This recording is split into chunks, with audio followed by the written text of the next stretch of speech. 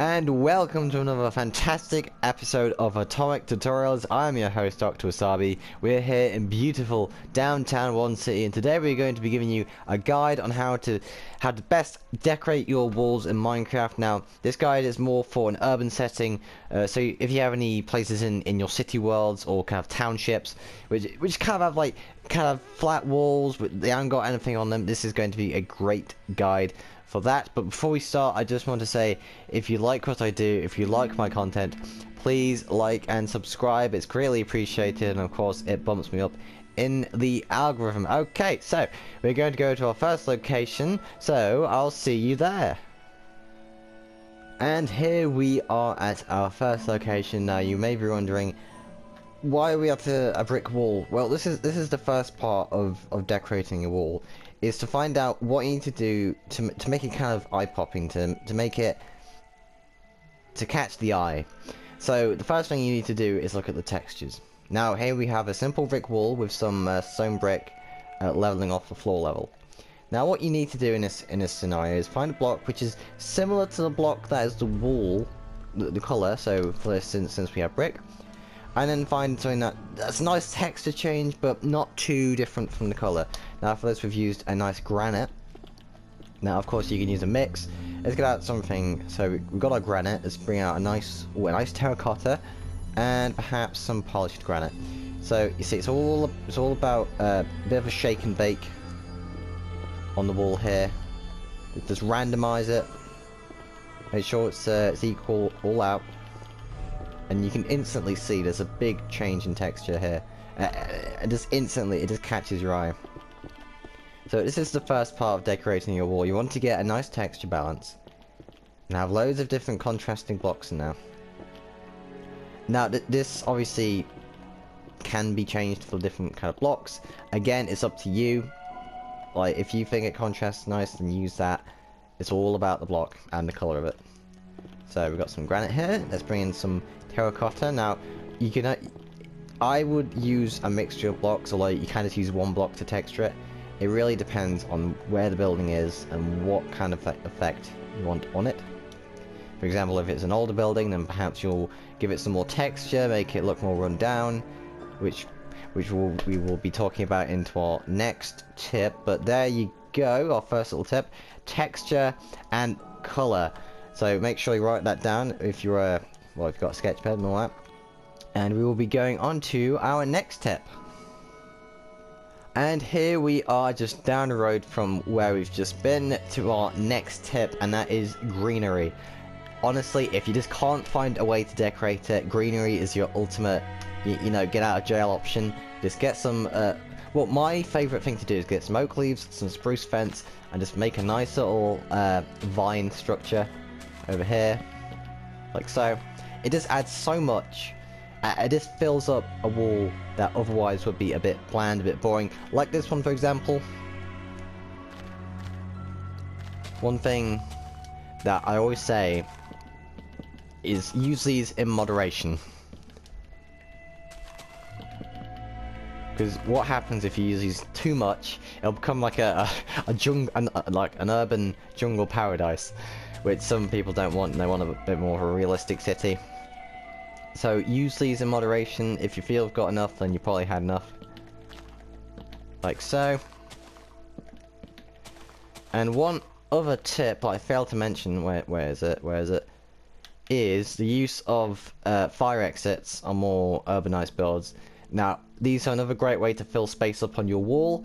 It's just a nice little feature which you can use practically in survival if you kind of interior decorating the house. Now obviously this one's empty, but perhaps you can make it that, you know, there's a little fire entrance in case there's, like, you know, a fire in the building.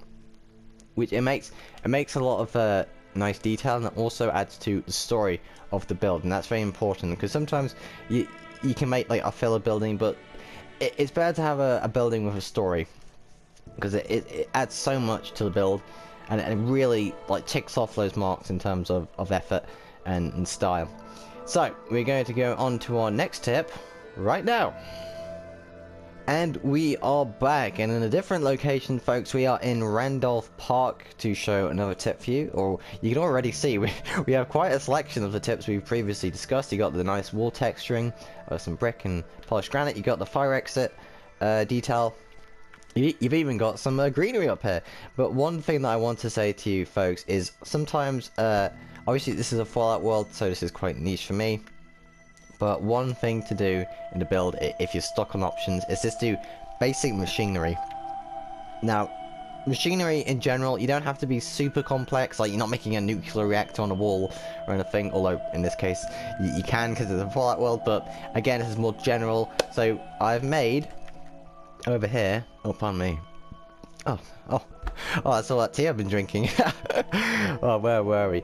Anyway, we have been making these kind of, I would say, ventilation devices. Now, it is important that you have a general idea for what you're making, because again, it has to make sense in your head. So, for example, I'm making these little ventilation devices, and there's a little pipe that goes down to the first floor and connects into the building.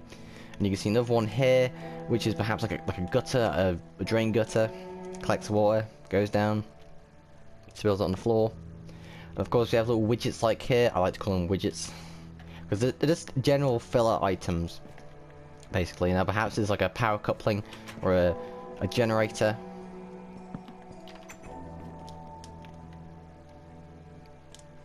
It doesn't have to make the most sense, but you have to have a general idea of what you're making, is the point I'm gonna go across. And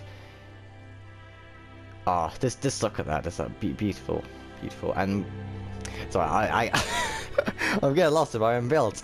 Oh, it's so egotistical.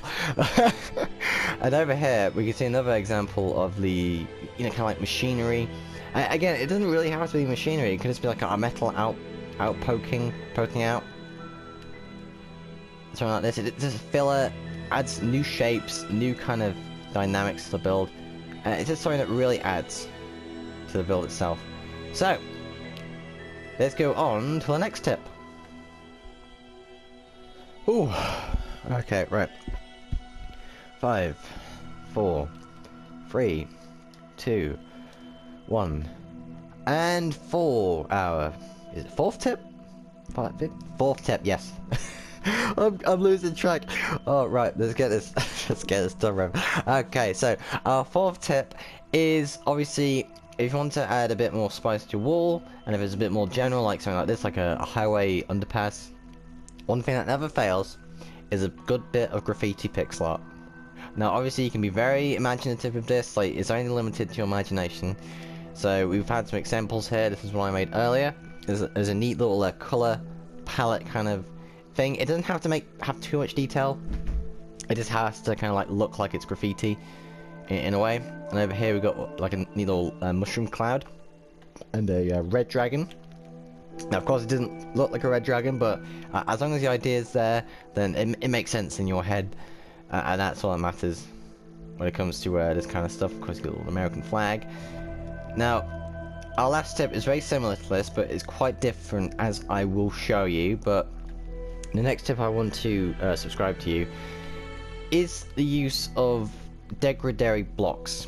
Now, what I mean by that is when you're making a build, your build has a specific storyline. It has, what's the story of your build? So let's say you're making a Victorian factory, which has, been lost to the perils of time. You won't use this brick. You'd use a wide variety of blocks to indicate that it's been run down and that it's degraded, as per the use of degradary blocks. Now, what I've used here in this underpass is the use of mossy stone bricks along the side here. So perhaps it's been here for quite a while, and the elements is kind of catching up with it, kind of going inside and going through the bricks. Now, of course, you can use a wider, more diverse use of blocks, so perhaps some cracked stone bricks. It really depends on the age and the story of the build. Like, I'm not sure if you've seen Madness 64. He's a medieval Minecraft builder, but he shows us some great detail in his ruins build, which I heavily advise you to check out. But there, doesn't that look old and withered and degraded? There we go. So that is the second to last tip. And we are here in beautiful downtown London City for our last tip, and that is the use of pixel art billboards. I tell you folks, this is one of the best ways in an urban setting to decorate your walls. If you can see them all around us, and I will have tutorials for these in the near future, so don't you worry. Especially this one. This is a Nuka-Cola orange picture, which I ran through a pixelator on my laptop, and they're recreated for you on this basic billboard. This is a bit of art, a bit of promotional art, and it just looks really good. Now, bearing in mind, it generally has to kind of contrast with the wall at hand. So you can see here I did a nice orange bit which contrasts against the iron blocks, as so. Of course you can see this around, but it's just a great general tip for any build. If you're doing a city, it just looks good, and it fills up space, and it just adds to the particular vibe that you want to do for your city. And that is all my tips for today, folks. Thank you for watching our just general guide on decorating your walls in Minecraft. I've been your host, Dr. Savi. I do atomic tutorials every Friday, and of course live streams on Mondays and Wednesdays. So please like and subscribe if you do like my content. It's heavily appreciated and bumps me up in the algorithm. So I want to say good night from me. I've been your host, Dr. Sabi. Good night, and of course, God bless. Today's high near 57 degrees. Tonight, more clouds covered with a low extreme.